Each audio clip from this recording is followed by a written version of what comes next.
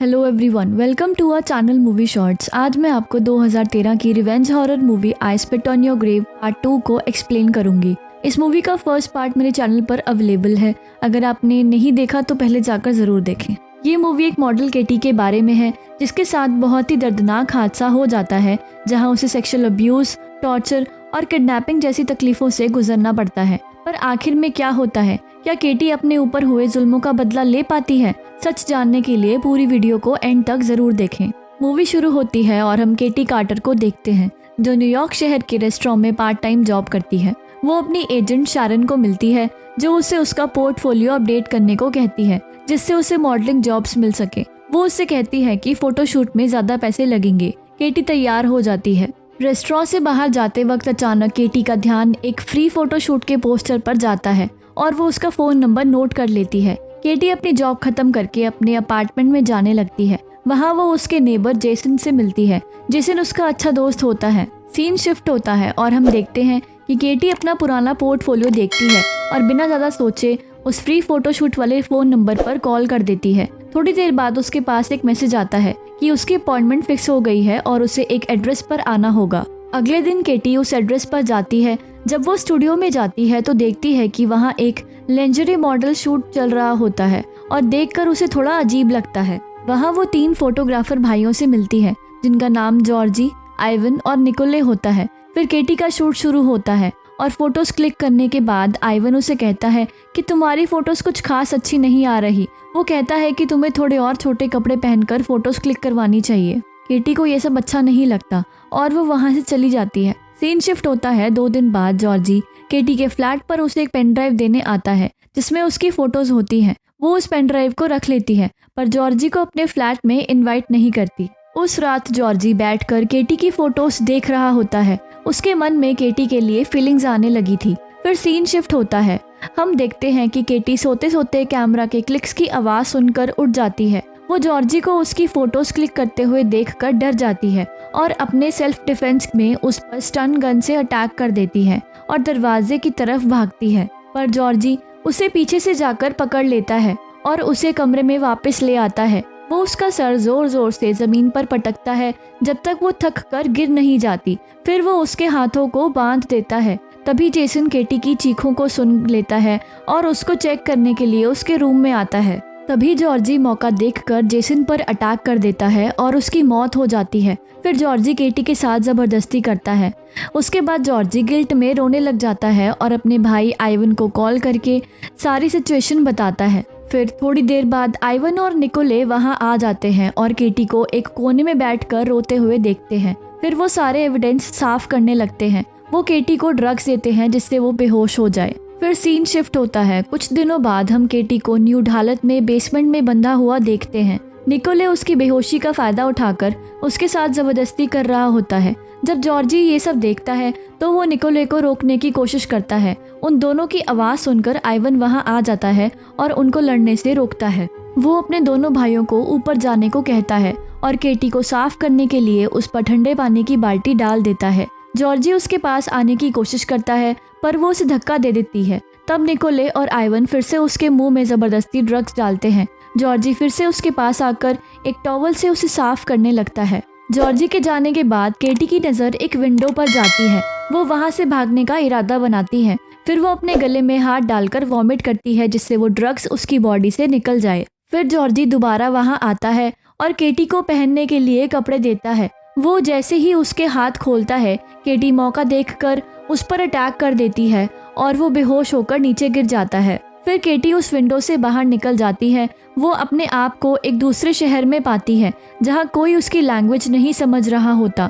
वो अलग लैंग्वेज के साइन बोर्ड्स देखकर और घबरा जाती है। फिर केटी एक पुलिस ऑफिसर को देखती है और उससे हेल्प मांगती है पर वो उसकी लैंग्वेज नहीं समझ पाता। तभी वहाँ एक डिटेक्टिव आ जाता है जिसका नाम होता है केरिल। वो उसकी हेल्प करता है और उसे पुलिस स्टेशन ले जाता है। वो उसे बताता है कि वो बल्गेरिया में है। वो कहती है कि उसे कोई आइडिया नहीं है कि वो यहाँ कैसे आई। वो न्यूयॉर्क में रहती है। थोड़ी देर बाद एना वहाँ आती है जो कि एक वुमेन्स ऑर्गेनाइजेशन सेंटर में काम करती है। वो केटी से कहती है कि तुम डरो मत, मैं एक वुमेन्स शेल्टर चलाती हूँ जो ऐसे हालात में फंसे हुए लोगों की हेल्प करता है। केटी को एना पर डाउट होता है और वो उसे कहती है कि तुम मुझे अमेरिकन एम्बेसी ले जाओ, पर एना उसे कहती है कि तुम्हें मेरे घर चलकर एक बार तैयार हो जाना चाहिए। केटी मान जाती है।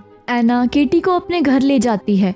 वहाँ वो उसे कहती है कि नीचे बेसमेंट में मेरे पास एक्स्ट्रा कपड़े हैं। केटी को कुछ गलत होने का एहसास होता है। तब वो वहाँ उन 3 भाइयों को देखती है और डर जाती है। एना उन तीनों की माँ होती है। वो केटी को जोर से थप्पड़ मारती है। उसी रात वेल्को, जो उनका फैमिली फ्रेंड होता है, केटी से मिलने आता है। वो केटी को डराने धमकाने लगता है और उसके प्राइवेट पार्ट्स पर उसे इलेक्ट्रिक शॉक्स देकर टॉर्चर करता है। फिर वो उसके साथ ज़बरदस्ती करता है। एना ऊपर जाकर म्यूजिक ऑन कर देती है जिससे केटी की आवाज़ कोई ना सुने। वेल्को के जाने के बाद केटी अधमरी हालत में बेसमेंट में पड़ी होती है। जब आइवन उसे चेक करने आता है तो वो उसे थप्पड़ मार देती है। वो गुस्से में आकर केटी को बहुत मारता है। केटी उन तीनों को एक गड्ढा खोदते हुए देखती है। वो समझ जाती है कि वो उसे जिंदा दफनाने वाले हैं। वो लोग उसे कॉफिन में डालने से पहले उसके कपड़े फाड़ देते हैं। जॉर्जी केटी के ऊपर केटी का नेकलेस रख देता है और उसे दफना देते हैं। अब केटी कॉफिन में बंद होती है। ना तो वो चिल्ला पाती है और ना ही हिल पाती है। तभी अचानक कॉफिन हिलने लग जाता है और कॉफिन के नीचे की मिट्टी खिसकने की वजह से वो घर के नीचे बने सीवर सिस्टम में गिर जाता है। फिर केटी उस सीवर से निकलने का रास्ता ढूंढने लग जाती है। वो रास्ता उसे एक चर्च तक ले जाता है। वहाँ जाकर वो खाने का सामान और कपड़े चुराने लगती है। तभी वहाँ का प्रीस्ट फादर डीबोफ उसे देख लेते हैं और उससे बात करने की कोशिश करते हैं, पर वो उनसे बात करने में थोड़ा कतराती है।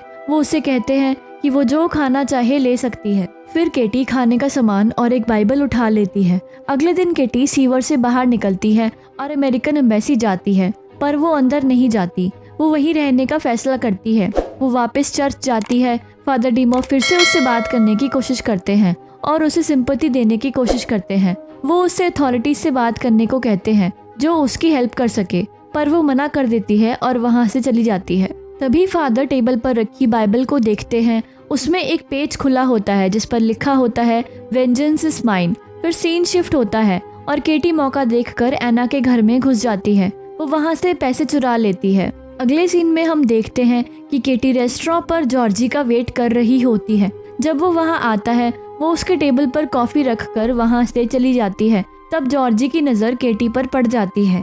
वो उसे जिंदा देखकर शॉक हो जाता है और उसके पीछे पीछे जाने लगता है। केटी उसे उसी सीवर तक ले आती है। वो जैसे ही उसके अंदर जाता है केटी उस पर पीछे से हमला कर देती है और उसे दीवार के साथ बांध देती है। दूसरी तरफ फादर डीमॉफ डिटेक्टिव केरिल को कांटेक्ट करके केटी के इरादे के बारे में बताते हैं। उधर केटी जॉर्जी को टॉर्चर करना शुरू कर देती है जैसा उसने उसके साथ किया होता है। उसी रात निकोले एक क्लब में होता है जहां केटी उसकी ड्रिंक में कुछ मिलाकर पिला देती है जिससे उसे वॉमिट होने लग जाती है। वो जैसे ही वॉशरूम में जाता है वहां वो केटी को देखता है। केटी मौका देखकर उसे पकड़ लेती है और उसका मुंह एक अनफ्लश्ड टॉयलेट में तब तक डुबोती है जब तक वो तड़प कर मर नहीं जाता। अगली सुबह वेल्को चर्च में होता है। वो केटी को नोटिस करता है। जैसे ही वेल्को उसका पीछा करने वहां आता है केटी उसके सर पर पीछे से अटैक करके उसे बेहोश कर देती है। जब वेल्को को होश आता है तब वो खुद को एक बेड से बंधा हुआ पाता है। तब केटी उसे उसी तरह इलेक्ट्रिक शॉक्स देने लग जाती है जैसे वो उसे दे रहा था। वो उसके प्राइवेट पार्ट्स में शॉक देकर उसे टॉर्चर करती है।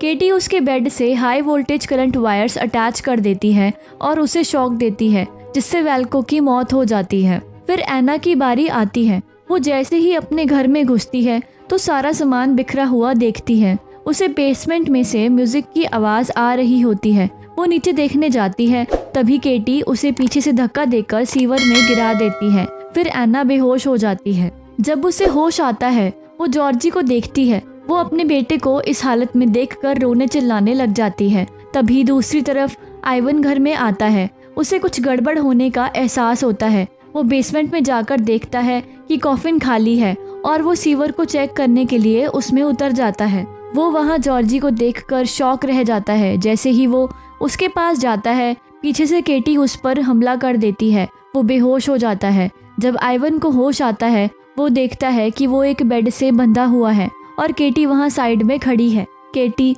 उसके कपड़े फाड़ देती है जैसा कि उसने उसके साथ किया था। फिर वो उसे टॉर्चर करने लगती है। तभी वहाँ डिटेक्टिव केरिल आ जाता है और अपनी गन केटी की तरफ पॉइंट करता है और उसे रोकता है। तभी आइवन पीछे से केटी को पकड़ लेता है और उसका गला दबाने की कोशिश करता है। ये देखकर किरिल आइवन को शूट कर देता है और वो मर जाता है। इससे केटी का बदला पूरा हो जाता है। किरिल एना को उसके क्राइम्स के लिए अरेस्ट कर लेता है। फिर केटी अमेरिकन एम्बेसी चली जाती है और ये मूवी यहीं एंड हो जाती है। Thanks for watching our video. Hope you all enjoyed. So don't forget to like, comment and share our video. Do subscribe for more videos.